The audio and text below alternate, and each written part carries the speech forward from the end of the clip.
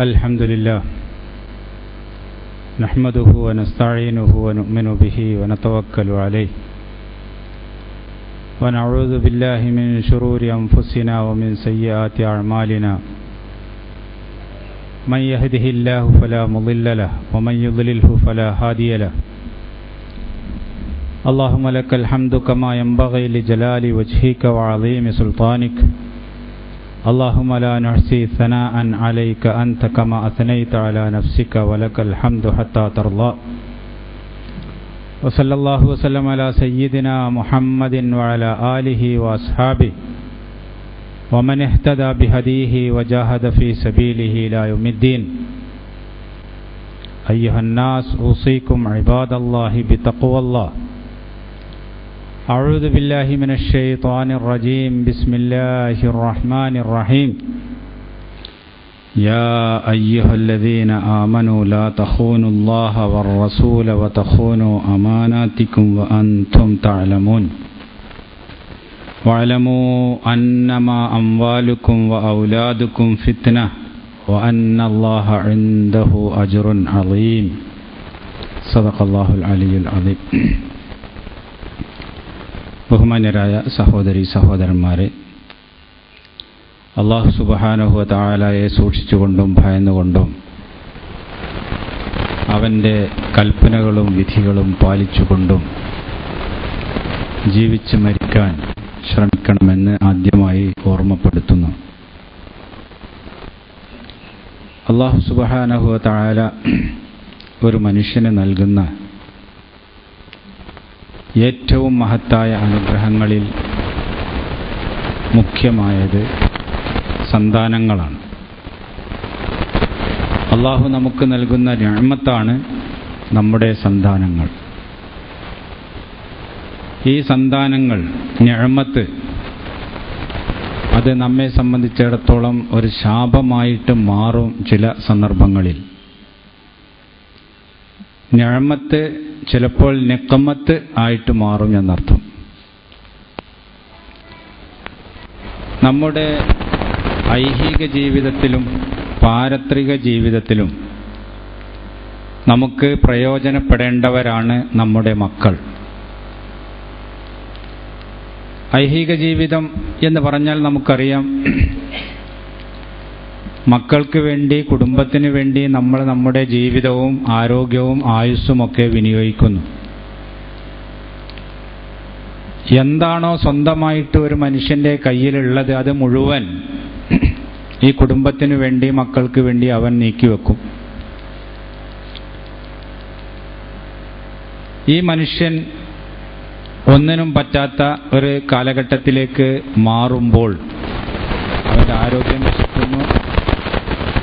അതുപോലെ തന്നെ സ്വന്തം കാര്യങ്ങൾ നോക്കാനുള്ള കഴിവോ അതിന് പറ്റുന്ന സാഹചര്യമോ ഇല്ലാതെയാകുന്നു. എല്ലാ കാര്യത്തിനും മറ്റുള്ളവരെ ആശ്രയിക്കേണ്ടി വരുന്ന ഘട്ടത്തിലേക്ക് അവർ നീങ്ങുന്നു.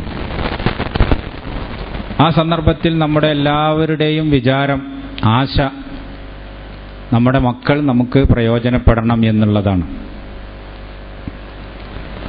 അത് ദുനിയാവിൽ തന്നെ നമുക്ക് മക്കൾ പ്രയോജനപ്പെടുന്ന രീതിയാണ്. മാതാപിതാക്കന്മാരുടെ ആവശ്യങ്ങൾ നിറവേറ്റിക്കൊടുക്കുക, അവരെ ശുശ്രൂഷിക്കുക, പരിചരിക്കുക, അവർക്ക് താങ്ങും തണലും സാന്ത്വനവുമായിട്ട് വർത്തിക്കുക. ഇത് ദുനിയാവിൽ നിന്ന്, മക്കളിൽ നിന്ന് നമ്മൾ പ്രതീക്ഷിക്കുന്ന കാര്യങ്ങളാണ്. പക്ഷേ ഇസ്ലാമിൻ്റെ സങ്കല്പമനുസരിച്ച് അത് മാത്രം പോരാ. അതിനപ്പുറം ഈ മക്കൾ നമുക്ക് ആഖിറത്തിനു കൂടി ഉപകരിക്കണം. അവർ നമ്മുടെ മരണശേഷവും മരിച്ചു കഴിഞ്ഞ ഉടനെയുമൊക്കെ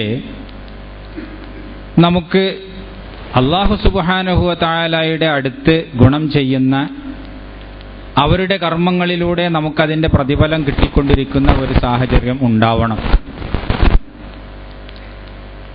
ഇതാണ് മക്കളെ സംബന്ധിച്ചിടത്തോളം ഒരു യഥാർത്ഥ മുഅ്മിനായ ഒരു മനുഷ്യന് ഉള്ള പ്രതീക്ഷ. അങ്ങനെയാണ് ഉണ്ടായിരിക്കേണ്ടത്. അപ്പോൾ ആ നിലക്ക് നോക്കുമ്പോൾ മക്കൾ എന്ന് പറയുന്നത് നമ്മുടെ കൈവശമിരിക്കുന്ന വലിയ ഒരു സ്വത്താണ്, ഒരു നിഅമത്താണ്.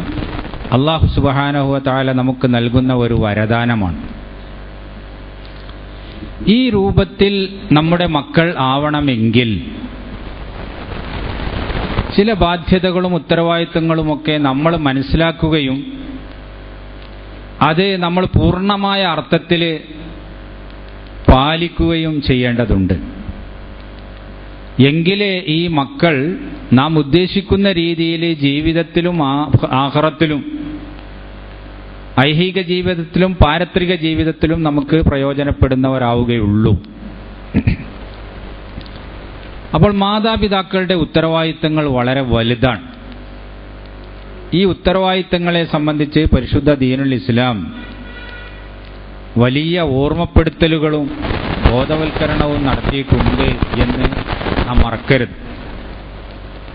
ഈ ഉത്തരവാദിത്തങ്ങൾ നിർവഹിക്കാതെ ഇരിക്കുമ്പോൾ ഈ മക്കളിൽ നിന്ന് എന്താണോ ഉണ്ടാവേണ്ടത് അത് ഉണ്ടാകുന്നില്ല എങ്കിൽ പിന്നെ നമുക്കവരെ കുറ്റം പറഞ്ഞിട്ട് കാര്യമുണ്ടാവുകയില്ല. അപ്പോൾ ആദ്യം നമ്മൾ ചെയ്യേണ്ട ബാധ്യതകൾ നമ്മൾ ചെയ്യണം, നമ്മൾ നിർവഹിക്കണം, അതിൽ വീഴ്ച വരുത്തരുത്.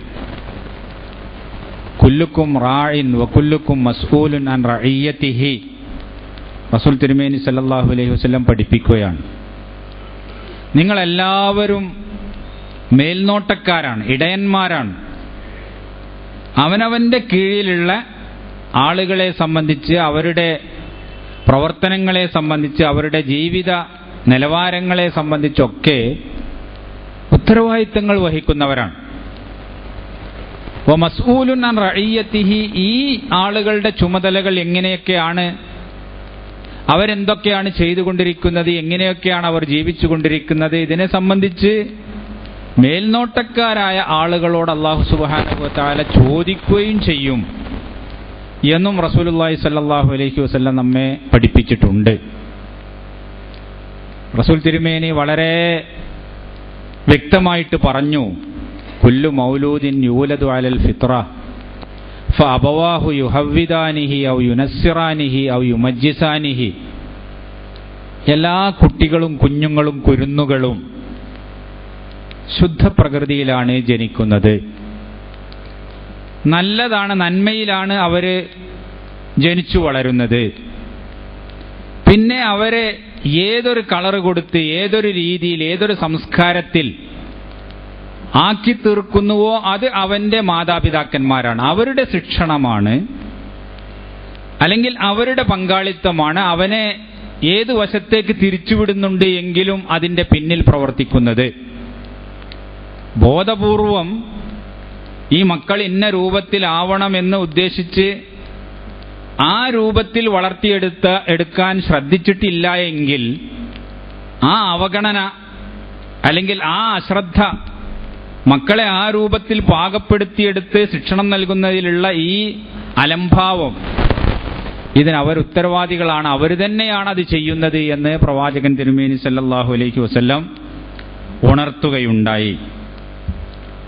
അപ്പോ നമ്മുടെ കുട്ടികൾ എങ്ങോട്ട് പോകുന്നു, ഏത് രൂപത്തിലാണ് അവർ വളരുന്നത്, ഏത് രൂപത്തിലുള്ള ഒരു സ്വഭാവ സമ്പ്രദായങ്ങളും പ്രവർത്തന രീതികളുമാണ് അവർ സ്വീകരിക്കുന്നത്, ഇതിൽ വലിയൊരളവോളം ഉത്തരവാദിത്തമുള്ളത് നമുക്കാണ് എന്ന കാര്യം ഒരിക്കലും തന്നെ നാം മറക്കാൻ പാടില്ല.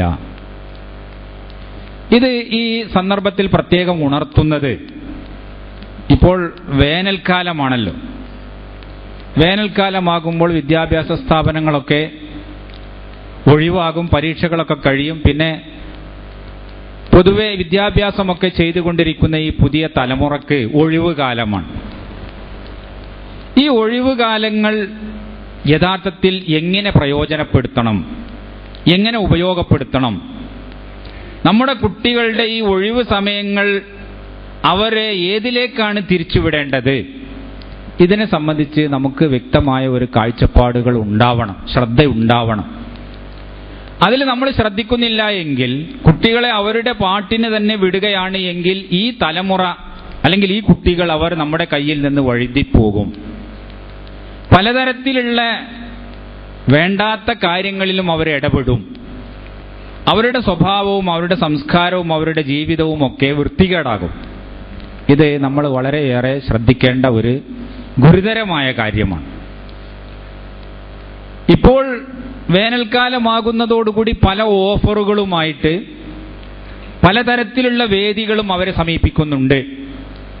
വിവിധ തരത്തിലുള്ള നോട്ടീസുകളും വിവിധ തരത്തിലുള്ള വാൾ പോസ്റ്ററുകളുമൊക്കെ നമുക്ക് നിരന്തരം നമ്മുടെ ചുറ്റുപാടുകളിൽ കാണാൻ സാധിക്കും.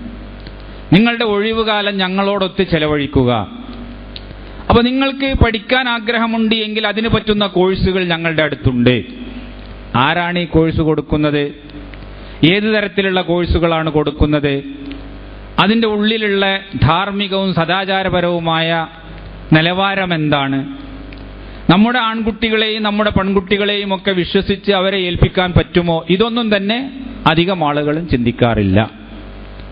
അപ്പോൾ സ്വാഭാവികമായും കുട്ടികൾ ഏതെങ്കിലും തരത്തിലുള്ള ചില കോഴ്സുകളോ അവർക്ക് താല്പര്യമുള്ള ചില വിഷയങ്ങളോ ഒക്കെ തിരഞ്ഞെടുക്കും.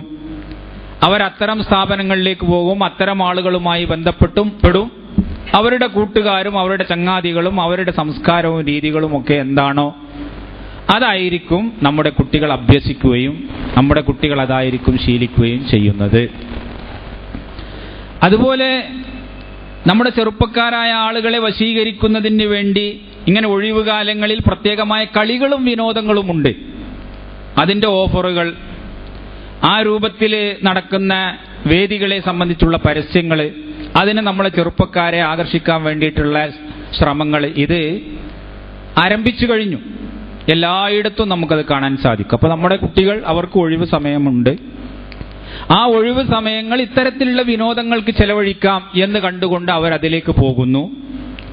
അപ്പോൾ അതിന് പറ്റുന്ന രീതിയിലുള്ള കളിയും തമാശയും സംസ്കാരവും രീതികളുമൊക്കെ രൂപപ്പെട്ടു വരുന്നത് നമുക്ക് കാണാൻ സാധിക്കും. ഇങ്ങനെ നമ്മൾ അശ്രദ്ധയിൽ കഴിഞ്ഞുകൂടുമ്പോൾ നമ്മുടെ കുട്ടികളെ വേറെ പലരും വശീകരിച്ചു കൊണ്ടിരിക്കുന്നുണ്ട്. വേറെ പലരിൽ നിന്നും അവർ പലതും പഠിച്ചുകൊണ്ടിരിക്കുന്നുണ്ട്. നമ്മൾ നേരായ വഴിയിലൂടെയും നേരായ ചിന്തയിലൂടെയും നേരായ ജീവിത രീതിയിലൂടെയും നമ്മുടെ കുട്ടികൾ വളരണം എന്നാഗ്രഹിക്കുമ്പോൾ പിശാചും അവന്റെ പിണിയാളുകളും നമ്മുടെ കുട്ടികളെ തെറ്റായ വഴിയിലേക്ക് തിരിച്ചുവിടുന്നുണ്ട്.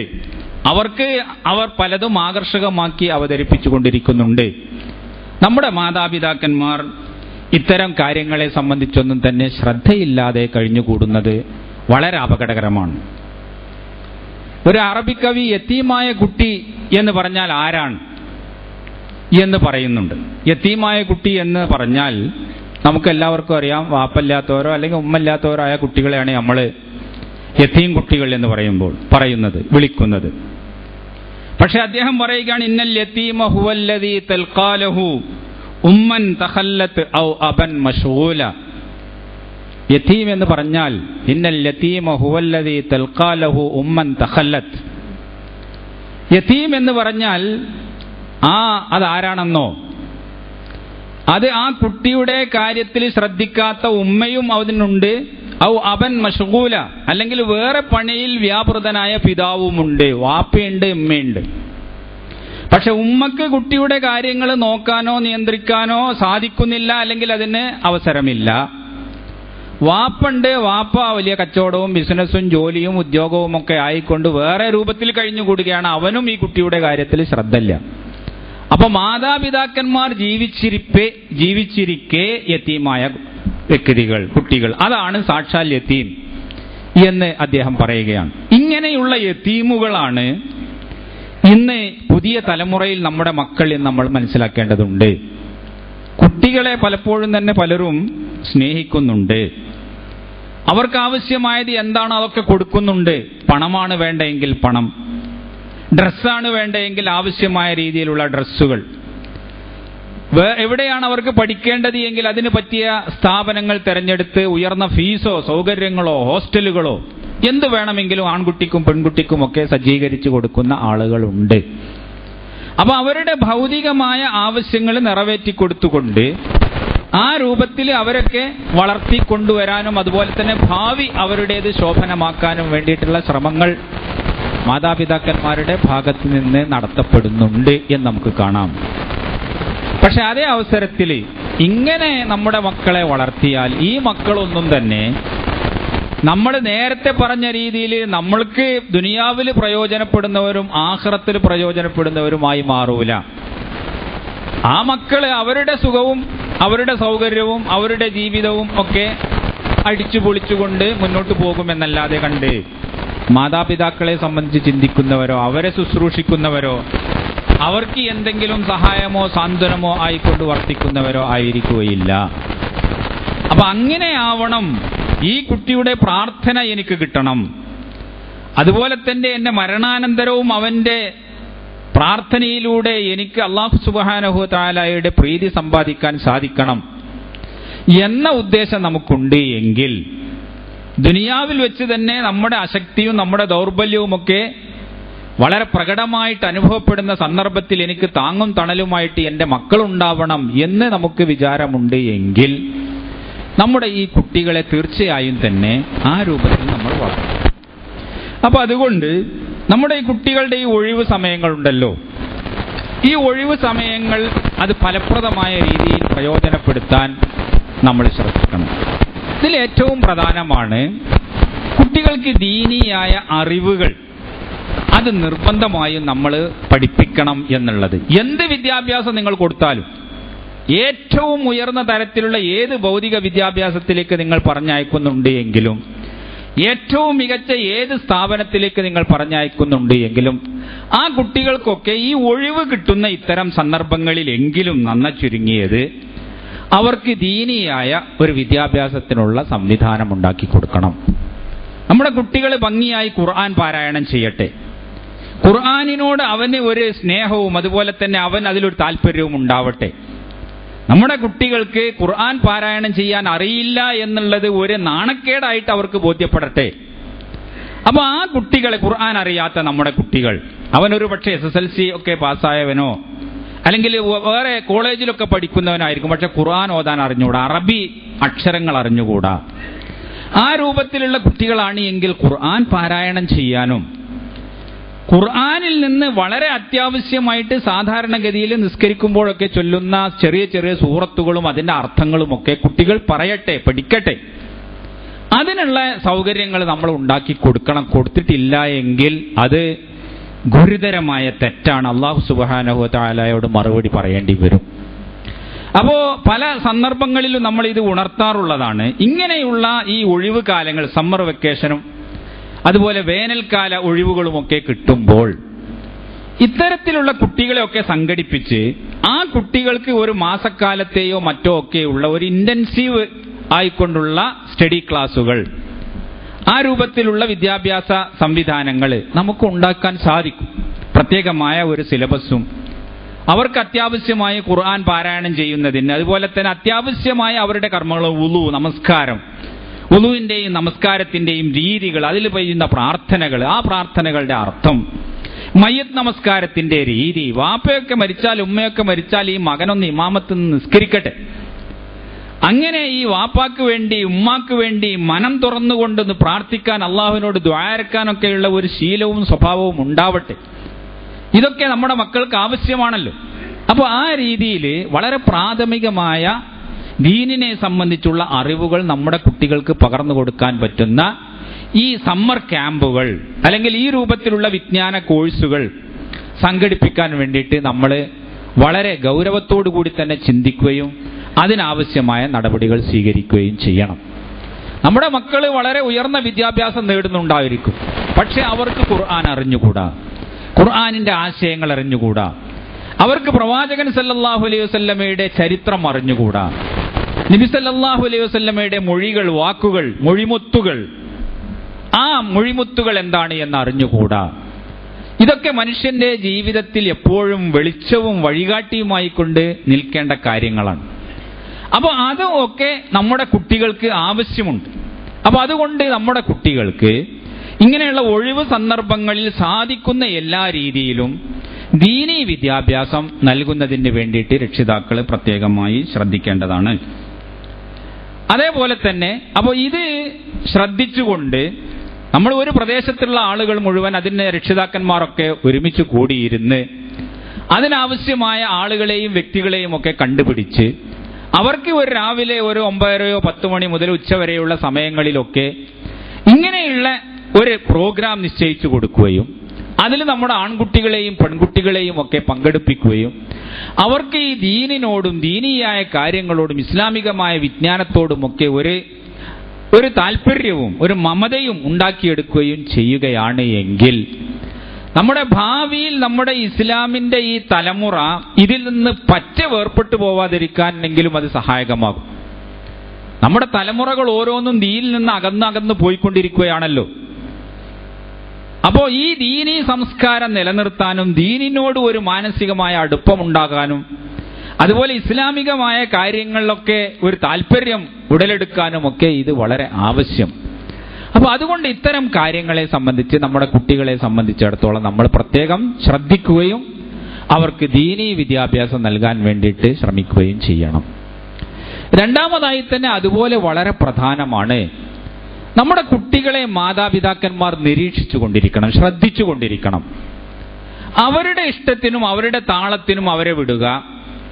അവർ വീട്ടിൽ ഭക്ഷണം കഴിക്കാൻ വേണ്ടി എപ്പോഴെങ്കിലും കയറി വരിക, അത് കഴിഞ്ഞാൽ പിന്നെ അവർ പോവുക. എങ്ങോട്ടാണ് പോകുന്നത്, എവിടെയാണ് അവർ സമയം വിനിയോഗിക്കുന്നത്, എങ്ങനെയാണ് അവർ സമയം വിനിയോഗിക്കുന്നത്, ആരാണ് അവരുടെ കൂട്ടുകാർ, ഇത്തരം കാര്യങ്ങളെ സംബന്ധിച്ചൊന്നും തന്നെ നമ്മൾ ശ്രദ്ധിക്കാതിരിക്കുകയും ചെയ്യുക, അത് നമ്മൾ ഇടപെടാതിരിക്കുക എന്നുള്ളത് ഈ തലമുറ മുഴുവൻ തന്നെ നശിച്ചു പോകാനും അത് വളരെ വൃത്തികെട്ട ഒരു അവസ്ഥയിലേക്ക് എത്തിച്ചേരാനുമൊക്കെ സാധ്യതയുള്ള കാര്യങ്ങളാണ്.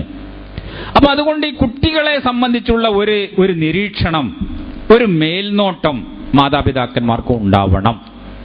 എന്റെ കുട്ടി വീട്ടിലില്ല എങ്കിൽ അവൻ എവിടെയാണ് അവൻ പോകുന്നത്, ആരാണ് അവന്റെ കൂട്ടുകാർ, എന്താണ് അവൻ ചെയ്യുന്നത്, ഇത് നമുക്ക് വളരെ ശ്രദ്ധിക്കേണ്ട ഒരു കാലഘട്ടത്തിലാണ് നമ്മൾ ഇന്ന് ജീവിച്ചു കൊണ്ടിരിക്കുന്നത്. കാരണം പണ്ടത്തെ മാതിരിയല്ല, വളരെ അപകടകരമായ രീതിയിലുള്ള പല റാക്കറ്റുകളും ഈ തരത്തിലുള്ള ടീനേജിലുള്ള കുട്ടികളെയും അതുപോലെ അവരുടെ ഈ സംസ്കാരത്തെയും നശിപ്പിക്കുന്നതിന് വേണ്ടിയും ചൂഷണം ചെയ്യുന്നതിന് വേണ്ടിയും വളരെ വ്യവസ്ഥാപിതമായി തന്നെ പ്രവർത്തിച്ചു കൊണ്ടിരിക്കുകയാണ്. ആൺകുട്ടികളെയും പെൺകുട്ടികളെയും ഒരുപോലെ വലവീശി നശിപ്പിക്കാൻ വേണ്ടിയിട്ട് വളരെ ആസൂത്രിതമായ ശ്രമങ്ങൾ നമ്മുടെ നാടൻ പ്രദേശങ്ങളിൽ പോലും നടന്നുകൊണ്ടിരിക്കുകയാണ്. അപ്പൊ അതുകൊണ്ട് നമ്മുടെ കുട്ടികൾ, അവൻ എങ്ങോട്ട് പോകുന്നു, വീട്ടിലില്ല എങ്കിൽ അവൻ എവിടെയാണ്, അവൻ ആരാണ് അവന്റെ കൂട്ടുകെട്ട്, ഇത് നമ്മൾ ശ്രദ്ധിച്ചു കൊണ്ടിരിക്കണം. ആ കൂട്ടുകെട്ടിനെ സംബന്ധിച്ച് നമ്മൾക്ക് ഉറപ്പും വിശ്വാസവും വേണം. നല്ല കൂട്ടുകാരുമായിട്ടാണ് അവൻ ബന്ധപ്പെടുന്നത്. റസൂൽ തിരുമേനി സല്ലല്ലാഹു അലൈഹി വസല്ലം കൂട്ടുകെട്ടിന്റെ പ്രാധാന്യം പ്രത്യേകമായി എടുത്തു പറഞ്ഞിട്ടുണ്ട്. മസലുൽ ജലീസി സൂഇ എന്ന് പറഞ്ഞുകൊണ്ട് റസൂൽ തിരുമേനി സല്ലല്ലാഹു അലൈഹി വസല്ലം പറയുകയാണ്, മസലുൽ ജലീസി സാലിഹി വൽ ജലീസി സൂ കനാഫിഖി നാരിൻ ഔ ഹാമിലു മിസ്ക്. റസൂൽ തിരുമേനി സല്ലല്ലാഹു അലൈഹി വസല്ലമയുടെ വചനമാണത്. നല്ല കൂട്ടുകാരൻ, ചീത്ത കൂട്ടുകാരൻ, ഇവർ രണ്ടുപേരുടെയും ഉദാഹരണം, ഒരാള് കരുവാന്റെ ഉലയുടെ അടുത്തിരിക്കുന്നവനും മറ്റൊരുത്തൻ ഈ സുഗന്ധങ്ങൾ വിൽപ്പനക്കാരനായ ഒരാളുടെ അടുത്ത് നിൽക്കുന്നവനെയും പോലെയാണ്. സുഗന്ധ വിൽപ്പനക്കാരനായ ആൾ, ഹാമിലു മിസ്ക് എന്ന് പറയുന്നവൻ, അവന്റെ അടുത്ത് നിൽക്കുകയും സഹവസിക്കുകയും ചെയ്യുന്ന ആൾക്ക് അതുകൊണ്ട് സുഗന്ധമേ ഉണ്ടാവുകയുള്ളൂ. അത് മുഖേന അവന് കൂടുതൽ തൃപ്തികരമായ ഒരവസ്ഥ, മനോഹരമായ ഒരവസ്ഥ, സന്തോഷകരമായ ഒരവസ്ഥയെ ഉണ്ടാവുകയുള്ളൂ. അതേ അവസരത്തിൽ ഉലയുടെ അടുത്ത് നിൽക്കുന്നവൻ അവന്റെ വസ്ത്രങ്ങൾ കീറിപ്പോകാനും അവന്റെ വസ്ത്രത്തിൽ കരിയും അതുപോലെയുള്ള കറുപ്പും ഒക്കെ ചേരാനും അങ്ങനെ ആകെ മലിനമായി വൃത്തികേടായി തീരാനും മാത്രമേ സാധ്യതയുള്ളൂ. ഇതാണ് ചീത്ത കൂട്ടുകെട്ടിന്റെ ഉദാഹരണം. അപ്പൊ നല്ല കൂട്ടുകെട്ടായിരിക്കണം നിങ്ങൾക്ക് എന്ന് പ്രവാചകൻ തിരുമേനി സല്ലല്ലാഹു അലൈഹി വസല്ലം ഉണർത്തുകയുണ്ടായി. ഇത് നമ്മുടെ കുട്ടികളുടെ കാര്യത്തിൽ പ്രത്യേകം ശ്രദ്ധിക്കണം. കുട്ടികൾക്ക് പലപ്പോഴും തന്നെ അവരെ ആകർഷിക്കുന്ന ചില പ്രത്യേക സ്വഭാവമോ പ്രകൃതിയോ അല്ലെങ്കിൽ ചില വിനോദങ്ങളോ തമാശകളോ അല്ലെങ്കിൽ അവർക്ക് ലഭിക്കുന്ന എന്തെങ്കിലും വസ്തുക്കളോ സാധനങ്ങളോ ഒക്കെ ആയിരിക്കും.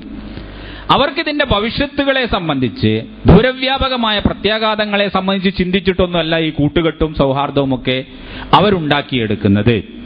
അപ്പൊ അതുകൊണ്ട് ആ രൂപത്തിൽ അവരോട് ബന്ധപ്പെടുകയും അവരെ ആ രൂപത്തിൽ വശീകരിക്കുകയും ചെയ്യുന്നത് ആരാണ്, അവരുടെ കൂടെ അവർ പോകും. അപ്പൊ ഇത് രക്ഷിതാക്കന്മാർ ശ്രദ്ധിക്കേണ്ടതാണ്. നമ്മുടെ കുട്ടികൾ അവർ വീട്ടിൽ തന്നെ ഉണ്ട് എന്ന് ഉറപ്പുവരുത്തണം. വൈകുന്നേരങ്ങളിലൊക്കെ രാത്രി മഗ്‌രിബിനൊക്കെ ശേഷം എന്തിനാണ് നമ്മളെ കുട്ടികളെ നമ്മൾ പുറത്തേക്ക് വിടുന്നത്? അവർ വീട്ടിൽ തന്നെ ഇരിക്കട്ടെ. വീട്ടിൽ തന്നെ ഇരുന്നു കൊണ്ട് കാര്യങ്ങളെ പഠിക്കുകയോ വായിക്കുകയോ ശ്രദ്ധിക്കുകയോ നല്ലത് ഇതിന് വേണ്ടിയിട്ട് സമയം വിനിയോഗിക്കുകയോ ചെയ്യുന്ന ഒരു സ്വഭാവവും ശീലവും നമ്മുടെ കുട്ടികളിൽ ഉണ്ടാവട്ടെ. പലപ്പോഴും പല വീടുകളിലും രാത്രി സമയങ്ങളിലൊന്നും രക്ഷിതാക്കൾ ഉണ്ടാവില്ല. മാതാവ് മാത്രമേ ഉണ്ടാവുകയുള്ളൂ. പിതാവോ അല്ലെങ്കിൽ മുതിർന്ന ജ്യേഷ്ഠന്മാരോ അതുപോലെയുള്ള ആളുകളൊന്നും തന്നെ ഉണ്ടാവുകയില്ല. പല വീടുകളിലും ഇന്ന് പിതാക്കന്മാരില്ല. അപ്പൊ അതൊക്കെ കുട്ടികൾക്ക് കൂടുതൽ സ്വാതന്ത്ര്യം ലഭിച്ച ഒരു സാഹചര്യമാണുള്ളത്. അപ്പൊ അതുകൊണ്ട് അവരുടെ ഇഷ്ടത്തിന് പോവുകയും ഇഷ്ടമുള്ള സമയത്ത് കയറി വരികയും രാത്രി എത്രയോ വൈകി 12 മണിക്കും 1 മണിക്കുമൊക്കെ വീടണയുകയും ഒക്കെ ചെയ്യുന്ന കുട്ടികളെയും ചെറുപ്പക്കാരെയും നമുക്ക് കാണാൻ സാധിക്കും. അപ്പൊ ഇതിന്റെ ഇടയിലാണ് പലതരത്തിലുള്ള വേണ്ടാത്ത വൃത്തികേടുകളും വേണ്ടാത്ത സ്വഭാവങ്ങളും വേണ്ടാത്ത സംസ്കാരവും ഒക്കെ അവർ ശീലിക്കുകയും അഭ്യസിക്കുകയും ചെയ്യുന്നത്. അപ്പൊ അതുകൊണ്ട് അവരുടെ മേൽ രക്ഷിതാക്കൾക്ക് നല്ല കണ്ണ് വേണം. അത് അവരുടെ ഒരു കുല്ലുക്കും മസ്ഊലുൻ അൻ റഇയ്യതിഹി, തന്റെ കീഴിലുള്ളവരെ സംബന്ധിച്ച് അള്ളാഹുവിനോട് ഉത്തരം പറയേണ്ടി വരും എന്ന് പറഞ്ഞ ആ വിഷയത്തിൽപ്പെട്ടതാണ്, ഒരു അമാനത്താണ്. അല്ലാഹു സുബ്ഹാനഹു വ തആല നിങ്ങളുടെ മക്കൾ നിങ്ങൾക്കൊരു പരീക്ഷണമാണ് എന്ന് പറയുന്നതിന് മുമ്പായിട്ട് പറഞ്ഞത് യാ അയ്യുഹല്ലദീന ആമനൂ ലാ തഖൂനുല്ലാഹ വറസൂല വതഖൂനു അമാനാതികും എന്നാണ്. സത്യവിശ്വാസികളെ, അള്ളാനെ വഞ്ചിക്കരുത്, റസൂലിനെ വഞ്ചിക്കരുത്, നിങ്ങളുടെ അമാനത്തുകളെ വഞ്ചിക്കരുത്. നിങ്ങളെ നോക്കാൻ ഏൽപ്പിച്ച, നിങ്ങൾ ബാധ്യസ്ഥരായ കാര്യങ്ങളിൽ നിങ്ങൾ വഞ്ചന കാണിക്കരുത്. ആ വഞ്ചന കാണിക്കലാണ് മക്കളുടെ കാര്യത്തിൽ ശ്രദ്ധിക്കാതെ ഇങ്ങനെ മക്കളെ പിശാചിന് വിട്ടുകൊടുക്കുക എന്നുള്ളത്. അതുകൊണ്ടാണ് ഉടനെ പറഞ്ഞത് വഅലമു അന്നമാ അംവാലുക്കും വഔലാദുക്കും ഫിത്ന, അറിയുക, മനസ്സിലാക്കുക, നിങ്ങളുടെ മക്കളും നിങ്ങളുടെ സ്വത്തുമൊക്കെ നിങ്ങൾക്കൊരു പരീക്ഷണമാണ്. ഇന്നമാ അംവാലുക്കും വഔലാദുക്കും ഫിത്ന, നിങ്ങളുടെ സമ്പത്തും നിങ്ങളുടെ സന്താനങ്ങളുമൊക്കെ ഒരു പരീക്ഷണമാണ്. ആ പരീക്ഷണത്തിൽ നിങ്ങൾ വിജയിക്കണമെന്നുണ്ട് എങ്കിൽ എന്ത് വേണം? ഈ മക്കളെയും നിങ്ങളുടെ സമ്പത്തിനെയും ഒക്കെ നേരായ വഴിക്ക് കൊണ്ടു നടക്കാൻ നിങ്ങൾക്ക് സാധിക്കണം. അള്ളാഹുവിന്റെ തൃപ്തിക്ക് അനുസൃതമായിട്ട് അത് കൈകാര്യം ചെയ്യാൻ നിങ്ങൾക്ക് സാധിക്കണം എന്ന് അല്ലാഹു സുബ്ഹാനഹു വ തആല വിശുദ്ധ ഖുർആനിൽ പറഞ്ഞത് അതാണ്. അപ്പൊ അതുകൊണ്ട് നമ്മുടെ മക്കൾ അവരുടെ ഒഴിവ് സമയങ്ങൾ ഇങ്ങനെ വിനിയോഗിക്കുന്നു, അവരാരുടെ കൂടെയാണ് സഹവസിക്കുന്നത്, എന്തെല്ലാമാണ് അവർ ചെയ്യുന്നത്, ഇതിനെ സംബന്ധിച്ചൊക്കെ നമുക്ക് ചിന്ത വേണം, ഓർമ്മ വേണം, ബോധം വേണം. അപ്പോൾ രക്ഷിതാക്കന്മാരുടെ ചുമതലകൾ വളരെ വലുതാണ്. അതേപോലെ തന്നെയാണ് നമ്മുടെ കുട്ടികളെ നല്ല വൃത്തങ്ങളുമായി ബന്ധപ്പെടുക. അവർ നേരായ വഴിയിൽ നിന്ന് തെറ്റിപ്പോകുന്നത് സൂക്ഷിക്കുന്നതോടൊപ്പം തന്നെ കുട്ടികൾക്ക് പല താല്പര്യങ്ങളും ഉണ്ടായിരിക്കും. എല്ലാ താല്പര്യങ്ങളും ദീനുൽ ഇസ്ലാമുമായി ഏറ്റുമുട്ടുന്നതോ അല്ലെങ്കിൽ ദീനുൽ ഇസ്ലാം നിരോധിക്കുന്നതോ ആയ കാര്യങ്ങളല്ല. കുട്ടികൾക്ക് ചിലപ്പോൾ കളിക്കാനും അതുപോലെ വിനോദം ഇതൊക്കെ ആവശ്യമാണല്ലോ. ഇസ്ലാമിന്റെ ദൃഷ്ടിയിൽ ഇതൊക്കെ അതിൻ്റെതായ പരിധിയിൽ നിന്നുകൊണ്ട് ആ ക്രമവും വ്യവസ്ഥയും ഒക്കെ പാലിച്ചുകൊണ്ടാണെങ്കിൽ ഒരു കുഴപ്പമില്ലാത്ത കാര്യങ്ങളാണ്. അപ്പൊ അങ്ങനെയുള്ള പല വിനോദങ്ങളും കളികളും പൊതുപ്രവർത്തനങ്ങളും ഒക്കെ ഉണ്ടായിരിക്കും. അതിൽ പലർക്കും പല രീതിയിലുള്ള താല്പര്യങ്ങൾ ഉണ്ടായിരിക്കും. ഓരോരുത്തർക്കും ഓരോ വിഷയത്തിൽ താല്പര്യങ്ങൾ ഉണ്ടായിരിക്കും. പക്ഷെ അത്തരം വിഷയങ്ങളിലെല്ലാം തന്നെ താല്പര്യമുള്ള നമ്മുടെ തലമുറകളെ അതിൽ നിന്നെല്ലാം അടർത്തി മാറ്റിക്കൊണ്ട് അവർക്ക് നമ്മളൊരു വരച്ച വരയിലൂടെ തന്നെ പോകണം എന്ന് പറയുന്നത് ശരിയായിരിക്കുകയില്ല. അപ്പോൾ അവരുടേതായ ആ താല്പര്യങ്ങൾ ഇസ്ലാമിന്റെ അധ്യാപനങ്ങളുമായിട്ട് ഏറ്റുമുട്ടാത്ത രീതിയിലുള്ളതാണെന്നുണ്ടെങ്കിൽ അതൊക്കെ അനുവദിക്കുകയും സമ്മതിക്കുകയും ചെയ്യണം. പക്ഷെ അപ്പോഴെല്ലാം തന്നെ നല്ല വൃത്തങ്ങളുമായിട്ട് ബന്ധപ്പെടുത്തുക, നല്ല കൂട്ടുകാർ, നല്ല വേദികൾ, നല്ല സംഘടനകൾ, കുട്ടികൾക്ക് കളികളും വിനോദങ്ങളും ഒക്കെ ആയിക്കൊണ്ട് അവരുടേതായ രീതിയിൽ വളരാനും വികസിക്കാനുമൊക്കെ സാധ്യതയുള്ള കുട്ടികളുടെ വേദികൾ ഉണ്ടായിരിക്കും, വിദ്യാർത്ഥികളുടെ വേദികൾ ഉണ്ടായിരിക്കും, യുവാക്കളുടെ വേദികൾ ഉണ്ടായിരിക്കും. ആ വേദികളുമായിട്ട് അവരെ ബന്ധപ്പെടുത്തുകയും അത്തരം പ്രവർത്തനങ്ങളിൽ അവരെ സഹകരിപ്പിക്കുകയും അതിൽ അവർ താല്പര്യം കാണിക്കുന്നുണ്ട് എന്ന് നമ്മൾ ഉറപ്പുവരുത്തുകയും ചെയ്യേണ്ടതുണ്ട്. കാരണം നല്ല വേദികളുമായി ബന്ധപ്പെട്ടിട്ടില്ല എങ്കിൽ അത് ചീത്ത വേദിയുമായിട്ടായിരിക്കും പിന്നെ ബന്ധപ്പെടുക. അപ്പൊ അതുകൊണ്ടാണ് റസൂലുള്ളാഹി സ്വല്ലല്ലാഹു അലൈഹി വസല്ലം എപ്പോഴും തന്നെ കൂട്ടായ്മയെ സംബന്ധിച്ച് ആവർത്തിച്ച് ഉണർത്തി പറയുന്നു. കൂട്ടായ്മ, ഒറ്റപ്പെട്ടുകൊണ്ട് നടക്കുന്നവരെ ഒറ്റപ്പെട്ടുകൊണ്ട് കൂട്ടത്തിൽ നിന്ന് തെറ്റി ഒറ്റപ്പെട്ടുകൊണ്ട് നടക്കുന്ന ആട്ടിൻകുട്ടിയെ ചെന്നായ പിടിക്കുന്നത് പോലെ ഒറ്റപ്പെട്ടുകൊണ്ട് നടക്കുന്നവരെ പിശാച് തട്ടിയെടുക്കുമെന്ന് റസൂലുള്ളാഹി സ്വല്ലല്ലാഹു അലൈഹി വസല്ലം പറയുന്നുണ്ട്. അപ്പൊ നമ്മുടെ കുട്ടികൾ അവര് ബാലവേദിയുമായിട്ട് ബാലന്മാരുടേതായ ആ SSLC വരെയുള്ള ചെറിയ ചെറിയ കുട്ടികളുടെ 6ാം ക്ലാസ് 7ാം ക്ലാസ് വരെയുള്ള കുട്ടികളാണ് എങ്കിൽ അവർക്ക് ഒഴിവുകാലം ഉണ്ടാവില്ല. അപ്പൊ അവർക്ക് പറ്റുന്ന രീതിയിലുള്ള പ്രോഗ്രാമുകളും അവർക്ക് പറ്റുന്ന രീതിയിലുള്ള പരിപാടികളുമായി കൊണ്ടൊക്കെയുള്ള ബാലവേദികൾ ഉണ്ടായിരിക്കും, ഇസ്ലാമിക ബാലവേദികൾ. അതുപോലെ തന്നെ പിന്നീടുള്ള മുതിർന്ന അതിനേക്കാൾ അപ്പുറമുള്ള വിദ്യാർത്ഥികളാണെങ്കിൽ അവർക്ക് പറ്റുന്ന രീതിയിലുള്ള ഇസ്ലാമികമായ പരിപാടികളും അതുപോലെ പ്രവർത്തനങ്ങളും ഒക്കെ ലക്ഷ്യം വെച്ചുകൊണ്ട് ആ രംഗത്ത് പ്രവർത്തിക്കുന്ന വിദ്യാർത്ഥി സംഘടനകൾ ഉണ്ടായിരിക്കും, യുവാക്കളുടെ സംഘടനകൾ. ഇങ്ങനെയുള്ള വേദികളുമായി നമ്മുടെ കുട്ടികളെ ബന്ധപ്പെടുത്തുകയും അതിൻ്റെതായ ഒരു സംരക്ഷണം ഈ കുട്ടികൾക്ക് ലഭിക്കുകയും ചെയ്യാതെ വന്നാൽ ഒറ്റപ്പെട്ടുകൊണ്ടിരിക്കുന്ന ഈ കുട്ടികളെ മുഴുവൻ തന്നെ പിശാച് പിടിച്ചുകൊണ്ടുപോകും. അപ്പൊ ഇതൊരു സംരക്ഷണമാണ്. നമ്മുടെ കുട്ടികളെ ഒരു പിടുത്തത്തിൽ നിർത്താനും അതുപോലെ തന്നെ ഒരു വരുതിയിൽ കൊണ്ടുവരാനുമുള്ള ചില സംവിധാനങ്ങളാണ്. അത് നമ്മൾ ശ്രദ്ധിച്ചിട്ടില്ല എങ്കിൽ ലോകം മുഴുവൻ തന്നെ അത്തരം കാര്യങ്ങളിൽ ശ്രദ്ധിച്ചുകൊണ്ടിരിക്കുകയാണ്. എല്ലാ ബാത്തിലിൻ്റെതായ, എല്ലാ നിഷിദ്ധത്തിൻ്റെതായ, എല്ലാ പൈശാചികമായ ചിന്താഗതികളും പ്രത്യയശാസ്ത്രങ്ങളും ഒക്കെ ചെറുപ്പക്കാരെയും കുട്ടികളെയും ഒക്കെ വശീകരിക്കുന്നതിന് വേണ്ടിയിട്ട് ഇത്തരത്തിലുള്ള വേദികൾ ഉണ്ടാക്കി അവർ വലകെട്ടി ഇറങ്ങിയിരിക്കുകയാണ്. അപ്പോൾ ഇസ്ലാമുമായി താല്പര്യമുള്ള, ഇസ്ലാമികമായ സംസ്കാരത്തിൽ താല്പര്യമുള്ള തലമുറയും യുവാക്കളും ഒക്കെ ഇത്തരത്തിലുള്ള വേദികൾ ഉണ്ടാക്കി സ്വയം ആത്മസംരക്ഷണത്തിന് വേണ്ടിയിട്ട് ശ്രമിച്ചിട്ടില്ല എങ്കിൽ അത് പലപ്പോഴും തന്നെ ഈ തലമുറ പാഴായി പോകുവാനും നഷ്ടപ്പെട്ടു പോകുവാനും ഇടവരുത്തും. അപ്പൊ അതുകൊണ്ട് അത്തരത്തിലുള്ള വേദികളുമായി നമ്മുടെ കുട്ടികളെ ബന്ധപ്പെടുത്താൻ നമ്മൾ പ്രത്യേകമായി ശ്രദ്ധിക്കേണ്ടതുണ്ട്.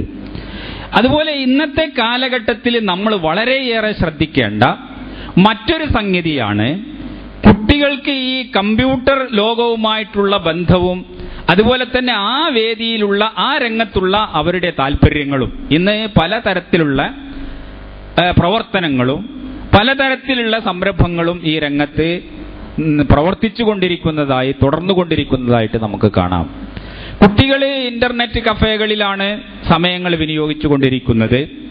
രക്ഷിതാക്കളോ അതുപോലെയുള്ള മേൽനോട്ടക്കാരോ ഇല്ലാത്ത വീടുകളിൽ അവിടെയും ഇതുപോലെയുള്ള സംവിധാനങ്ങൾ ഉണ്ട് എങ്കിൽ, നെറ്റ് കണക്ഷനും അതുപോലെയുള്ള സംവിധാനങ്ങളും ഉണ്ട് എങ്കിൽ അവിടുത്തെ കുട്ടികളും രഹസ്യമായി പരസ്യമായും ഇത്തരത്തിലുള്ള സംവിധാനങ്ങൾ പ്രയോജനപ്പെടുത്തിക്കൊണ്ടിരിക്കുന്നു.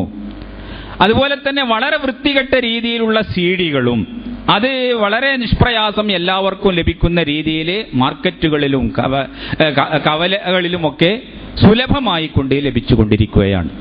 അപ്പൊ നമ്മുടെ കുട്ടികൾ എന്ത് കാണുന്നു? ഈ ഇന്റർനെറ്റ് കഫേകളിലേക്കും അതുപോലെയുള്ള മറ്റ് സ്ഥലങ്ങളിലേക്കുമൊക്കെ നമ്മുടെ കുട്ടികളെ അവർ ആകർഷിക്കപ്പെടുന്നുണ്ടോ? അവരവിടെ എങ്ങനെയാണ്, എന്താണ് അവർ കാണുന്നത്, എന്താണ് അവർ ആസ്വദിച്ചു കൊണ്ടിരിക്കുന്നത്? ഇതിനെ സംബന്ധിച്ചൊക്കെ നമ്മുടെ ഒരു മേൽനോട്ടം തീർച്ചയായും ആവശ്യമാണ്. സൈബർ ക്രൈമുകൾ എന്ന് പറയുന്നത് ഇന്നത്തെ കാലഘട്ടത്തിൽ എല്ലാ ഉദ്യോഗസ്ഥന്മാരെയും പോലീസ് ഡിപ്പാർട്ട്മെന്റിനെയും ഒക്കെ കുഴക്കുന്ന പ്രശ്നങ്ങളായിട്ട് മാറിയിട്ടുണ്ട്. ഓരോ ദിവസവും പത്രങ്ങൾ എടുക്കുമ്പോൾ ഈ പുതിയ പുതിയ തരത്തിലുള്ള കമ്പ്യൂട്ടർ സംവിധാനങ്ങൾ ഉപയോഗപ്പെടുത്തിക്കൊണ്ട് ചെറുപ്പക്കാരായ ആളുകൾ ചെയ്യുന്ന ഗുരുതരമായ പാതകങ്ങൾ, അതാണ് ഇന്ന് നമ്മുടെ ഇന്നത്തെ ക്രമസമാധാനത്തെ ബാധിച്ചുകൊണ്ടിരിക്കുന്ന ഏറ്റവും വലിയ ഒരു പ്രശ്നം. അപ്പൊ ഈ ഒഴിവ് സമയങ്ങളും ഇത്തരത്തിലുള്ള കാര്യങ്ങളിലുള്ള താല്പര്യവുമൊക്കെ നമ്മുടെ കുട്ടികളെ എവിടെയാണ് കൊണ്ടെത്തിക്കുന്നത് എന്ന് തീർച്ചയായും തന്നെ നമ്മൾ ഭയപ്പെടേണ്ടതുണ്ട്.